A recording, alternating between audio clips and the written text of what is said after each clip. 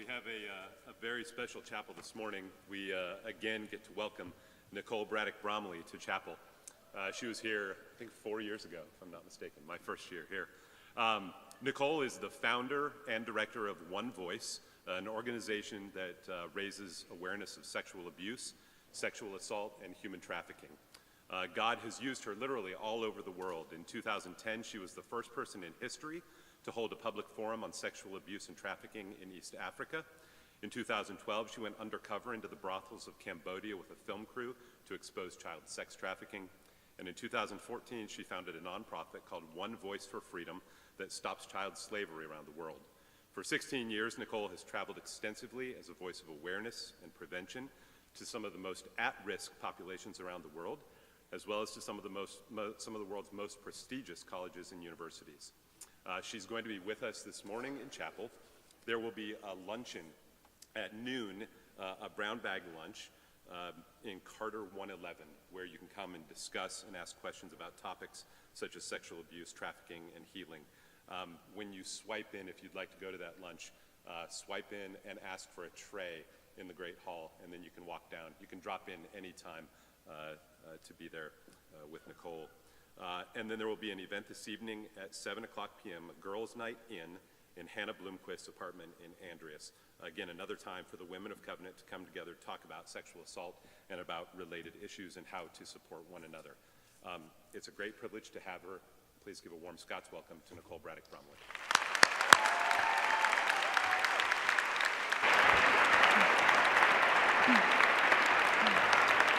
Thank you. Thank you so much. Well, I'm not sure where you all are from, whether you come from a big city, whether you come from a small town.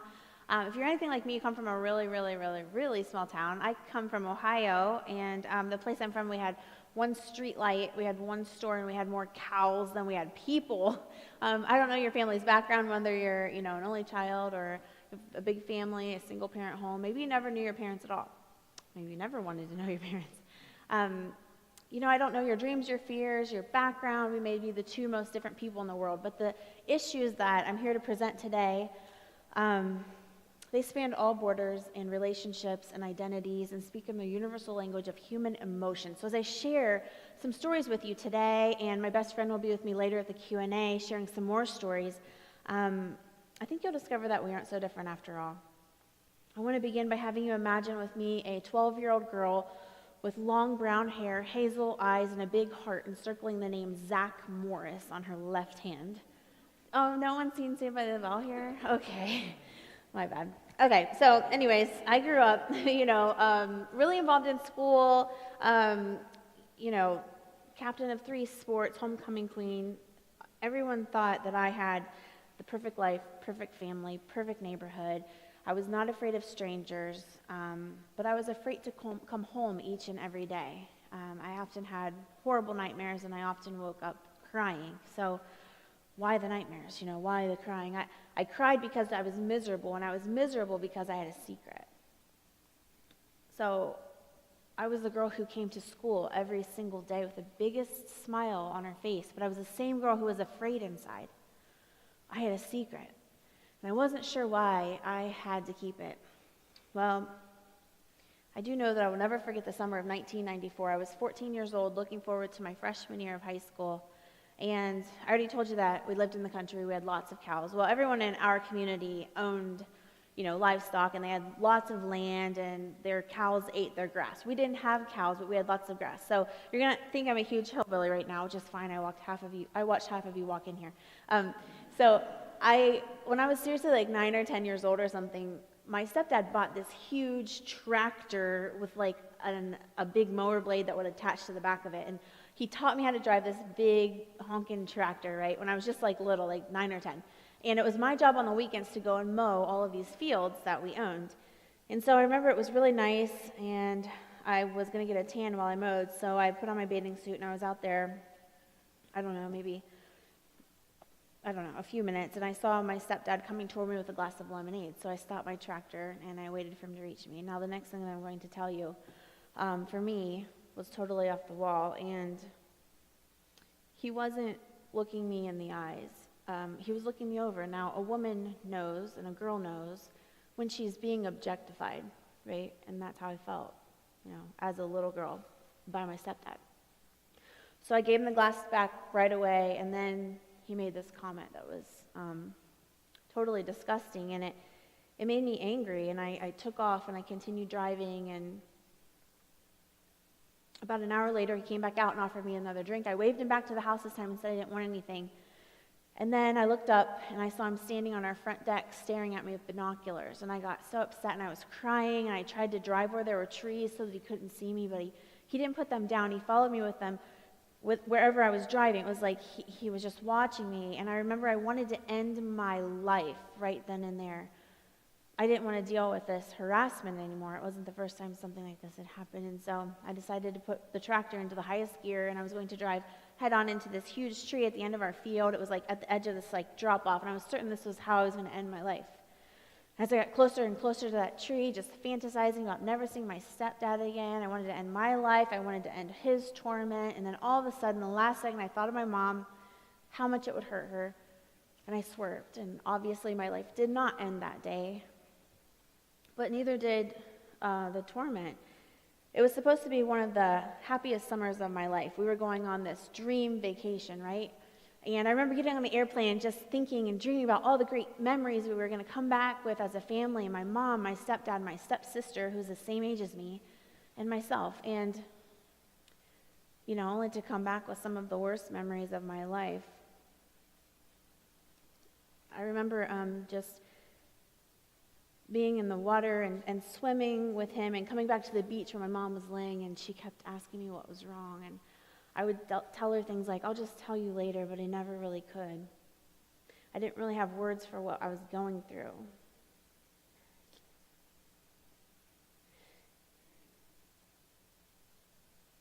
So we got home from that trip, and I remember all the comments that he was making and all of the touching and all of the nasty things that made me feel so ashamed, but I was so scared to talk about, and I didn't know what would happen if I did.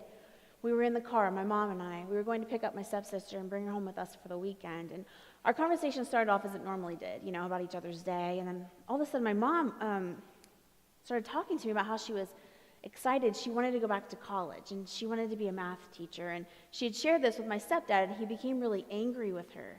And it had actually been violent with her. And this was the first time something like this had ever happened. And she turned to me in the car that day, and she said, Nicole, has he done anything strange around you lately? Now, this was 1 week after returning home from the worst family vacation of my life. And I was unsure as to whether or not it was really wrong. I thought it was even my fault. But I knew that if I were ever going to tell my mom about the things that had been going on, that this was the time. I remember the traffic light turned green. We were sitting at a stoplight. I turned to her, and I watched her hit the accelerator. My stomach was tied up in knots. I was sweating, and then all of a sudden I just told her. She slammed on the brakes and she pulled the car over to the side of the road, and that was the first time in my life I knew it was wrong. She asked me if he had ever touched me. It just brought back all these memories of our summer vacation just a couple years earlier. Another scene on the beach, another scene in the water, just like the summer of '94, another family vacation I wanted to forget. Being touched under my bathing suit. I remember his words, do you want to go up to the hotel room? I said, no, I want to swim. He said, come on, we'll keep it our little secret. I said, no, I want to go lay in the sand. He said, we don't have to tell anyone, just go on. I pulled away from him that time. He punished me by not speaking to me for the rest of the day. The same vacation, the same night, he told me he needed to get some things out of our van and he needed my help. I went with him, This stuff didn't happen all the time. So he said, hop in the back seat and look for the cooler. Well, he hopped in the back seat too. He said, sit up straight, don't move around. And that happened again with the touching. And then, I was so scared. He would tell me that I was special. He told me that if I loved him, I would let him. Well, did he ever touch me? My mom in the car was really quiet as she was hearing these things I was sharing with her. And I may not have known the answer to her question when she first asked it, but as I saw her reaction to everything I was sharing with her, it became so obvious. As a kid, I had no idea what childhood sexual abuse was. No one ever talked about stuff like this when I was growing up. But at that moment, and even today, to be able to say that I know that I'm a survivor of childhood sexual abuse is a big deal to me, to be able to label what happened to me. And I think with the Me Too movement going on right now, a lot of people are finally being able to label and identify what happened to them, never having really words for it. So many times we picture this kind of stuff happening in other types of homes, other types of families, other types of communities, but the fact is it happens everywhere. It cuts across all boundaries. Male, female, Christian, non-Christian, black, white, rich, poor. 1 in every 3 girls and 1 in every 6 boys are sexually abused by the time they turn 18. Well, did he ever touch me? My mom was holding back tears. We were already pulling in the driveway to pick up my stepsister, and she was outside waiting for us. So my mom quickly said she didn't know what we were going to do, but she would figure it out.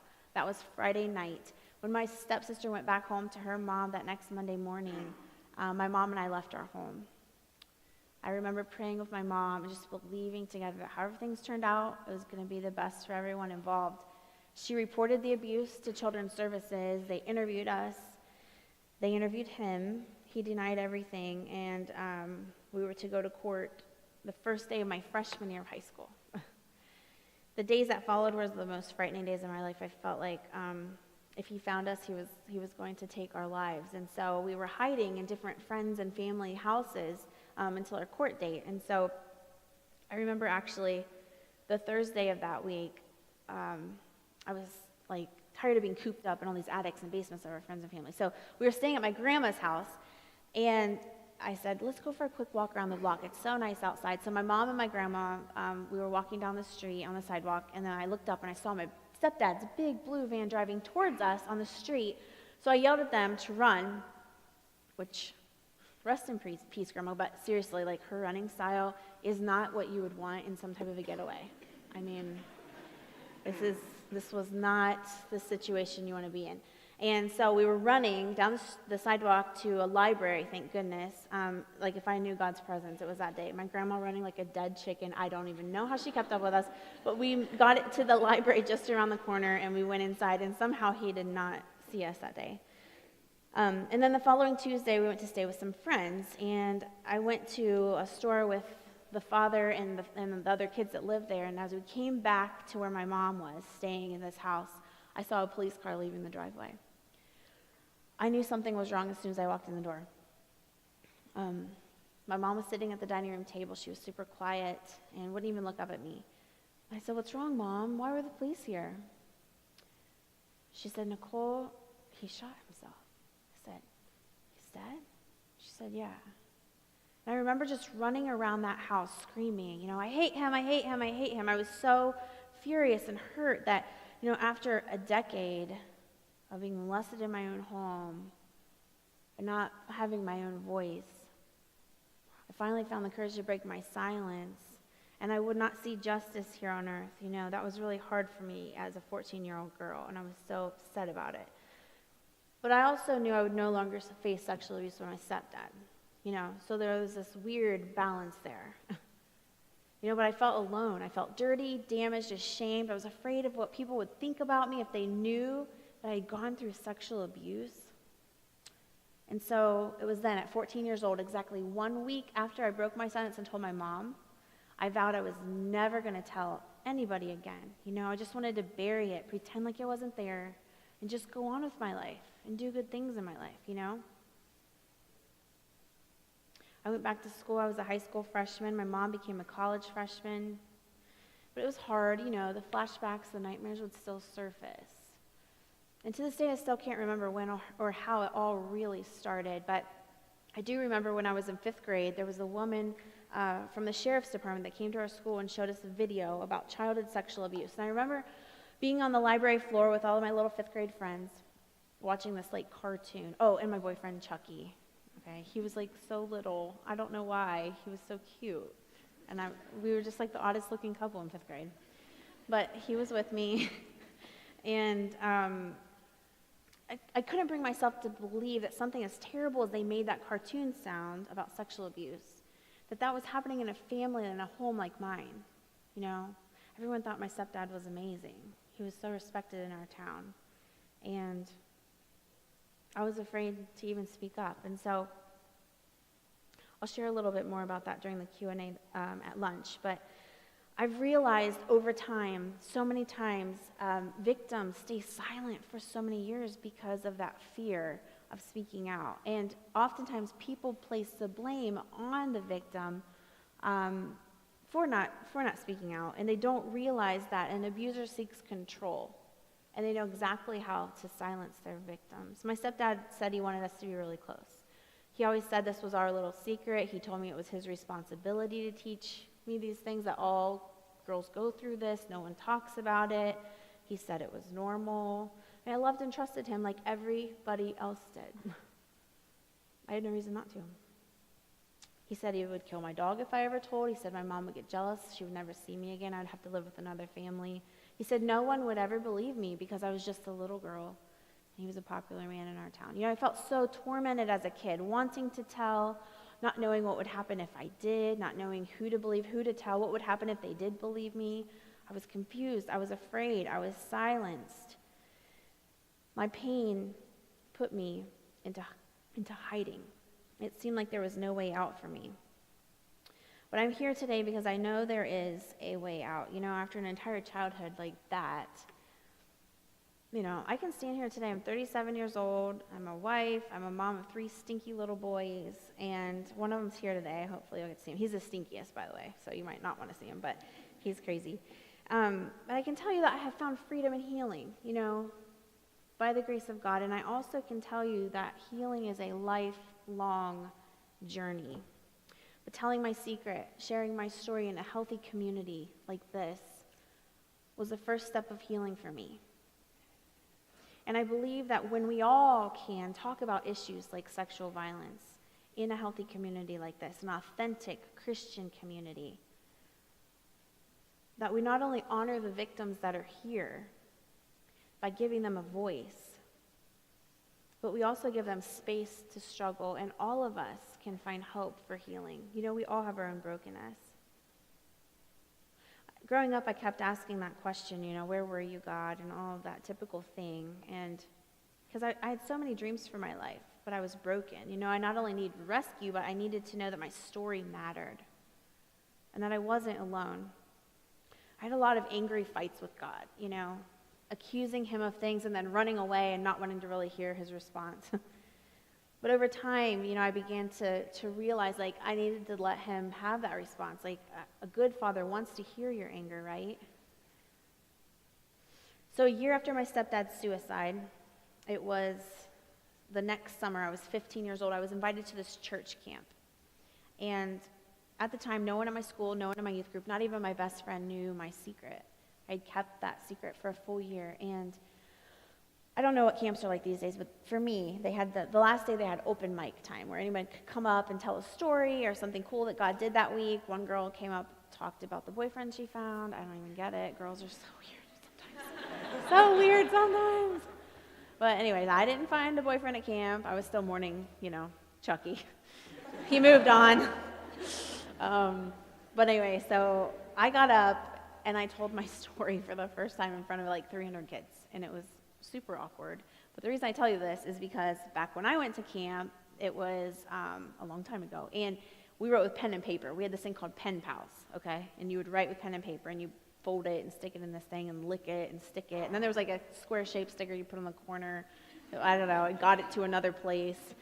So it took 3 days to get someone a message, literally. They called it hieroglyphics, I believe.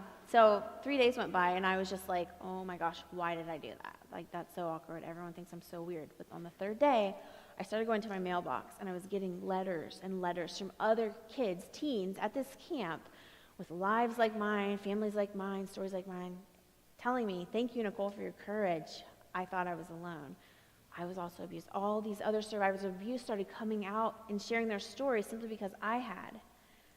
For years I thought I was alone, that I was the only one who had ever gone through this. And here I was seeing that wasn't even true. And that same week, when I was angry with God, I opened my Bible and came across a verse that totally changed my life.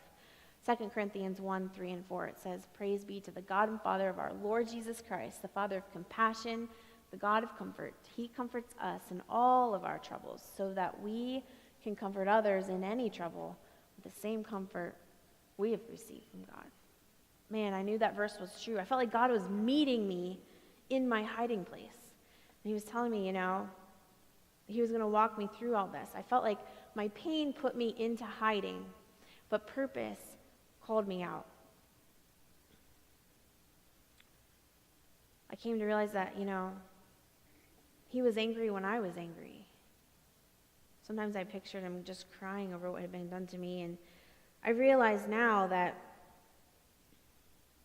in the midst of all of our shameful struggles, God says that we can be an answer to something in the world. We can be a solution if we give him our pain, The ugliest things in our lives, the most shameful things in our lives can become something beautiful if we'll let God do something with it. So I was 15 years old, and I felt like, man, God wants to use me. But I felt like, at the same time, this world's so messed up. Like, how in the world can I even put a dent in some of these problems, especially like sexual abuse or human trafficking and things like that. And I felt like probably how many of you guys feel, honestly, like a mosquito in a nudist colony, There's so much work to do, you don't know where to start,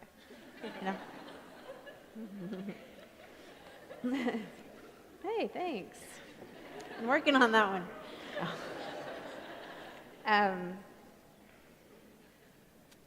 But I learned that we all can do one thing.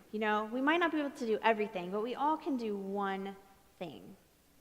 And so I started just praying dangerous prayers that, God could use me not only for those who'd been sexually abused, but those who'd been enslaved. And just over the course of time in my life, just being used as a voice, and God would open doors for me to be able to help another person, whether it be a crowd, whether it be one person, or whether it be a trafficking survivor who would be writing back and forth with me. It's just been an amazing experience. And also, I would love for those of you who are interested in the anti-trafficking work that I've been doing, I'm going to share some stories about Cambodia and all of that at the lunch, so I hope you all can come to that. But although many of you, I know, have not been victims of sexual abuse, I do know that I'm not alone in this room. And those of you who may walk in my shoes, I do ask you to join the movement right now, to break the silence on your story, to tell someone that you trust. It doesn't have to be in a huge forum. Tell someone that you trust. I know how freeing that can be, to be able to just talk to somebody about it and to break the silence for yourself. You are not alone. 1 in 3 girls and 1 in 6 boys are sexually abused by the age of 18. Every 2 minutes, someone in America is sexually assaulted. 1 out of 10 rape survivors are men. 1 in 5 college women are victims of rape or attempted rape in their freshman year of college.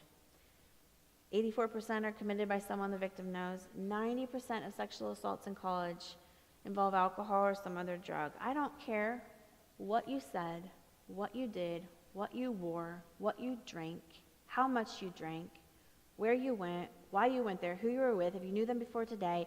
If you were sexually assaulted, it is not your fault. It's never a victim's fault. No one asks for rape. No one deserves it.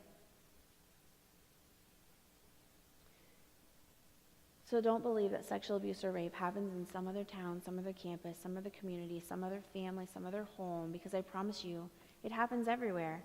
And if we don't give people the space to struggle, the space to tell their secrets, if we don't confront sexual harassment or speak up for one another, help one another find their voice, these things are never going to change. It has to start with each of you and me.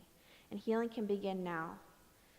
By breaking the silence. This is a safe place. Your administration brought me here because they care about these issues, right? And they want you guys to be able to have this time to heal before you move on to the next step in your life. Some of you have never had to face anything I've mentioned today. But chances are you have a friend who has. So I just encourage you to be that safe place for them. Be that open ear. And be the one who will stand up to those who are committing these acts. One of my favorite stories in the Bible was Jesus when he had just finished his preaching tour in Galilee. He returns back to his home base, okay? News spreads that he's come to this town, so he's in this house, and everyone's there. Everyone's trying to get in. The room's so packed, you can't even open the door. But in Mark 2, it says that while Jesus was preaching God's word to the people that were gathered there, 4 men arrived carrying a paralyzed man on a mat. They couldn't bring their friend to Jesus through the door because of the crowd. So what do?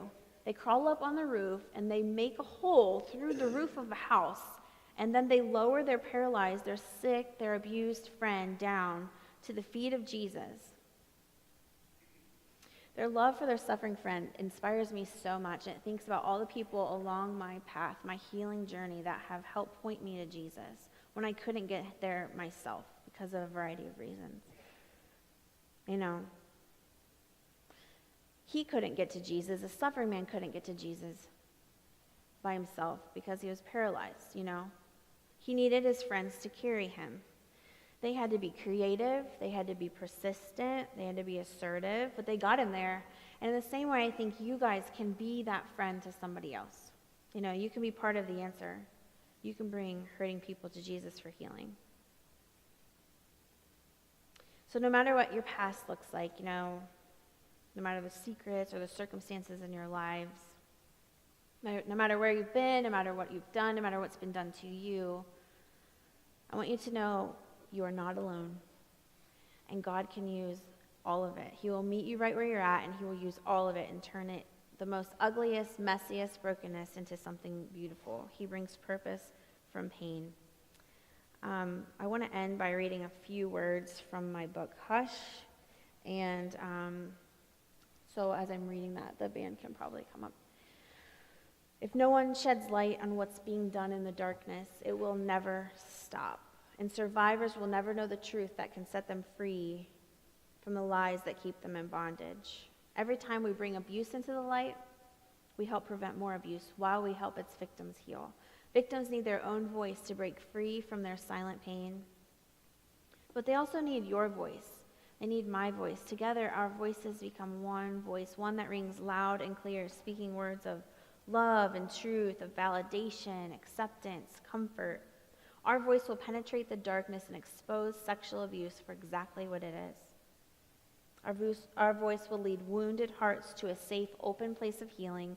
And as we speak out, our voice will reduce the risk of abuse for the next child and the next child and maybe your child. So I'm not here asking for your sympathy. I'm asking for your strength. Thank you for being great listeners this morning, and let's just pray. Lord God, I just thank you for the opportunity to gather here and just to hear stories. I pray you would be with those who are wrestling things in their own hearts and give them courage, Lord. Give those who need your courage to share a secret. Give grace and compassion to those who will respond as your hands and feet. And those who need to pray some dangerous prayers, God, because you've got some heavy callings on their lives. People who are here to come out of their pain and into purpose. Lord, I pray that you would help them to take those big, hard steps. Father, we love you. We thank you for your grace and your comfort, and just allow us to comfort each other today. In Jesus' name.